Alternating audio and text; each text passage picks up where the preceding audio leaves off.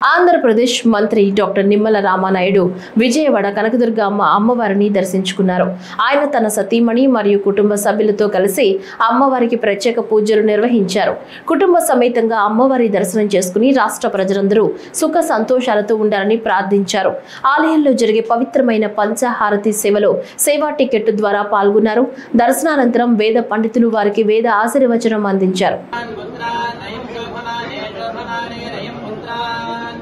दयं पुत्रान् पुत्रान् दयं दयं पुत्रान् सददं सददं पुत्रान् दयं दयं पुत्रान् सददं पुत्रान् सददं सददं पुत्रान् पुत्रान् सददं दीर्घं दीर्घं सददं पुत्रान् पुत्रान् सददं दीर्घं सददं दीर्घं दीर्घं सददं सददं दीर्घमायुराय दीर्घं सददं सददं दीर्घमायुः दीर्घमायुराय दीर्घं दीर्घमायुः सर्वस्वरूपे सर्वे जय सर्वशक्तिसमन्विते भयेभ्यः त्राहिनो देवि दुर्गे देवि नमोस्तुते धान्यं धनं पशुं बहुवत्रलाभं शततं वत्सरं दीर्घमायुः महालक्ष्मी महागौरी महासरस्वती कनकदुर्गाम्बिका देवी अनुग्रहकारित्यरस्तु नमो वामकारित्यरस्तु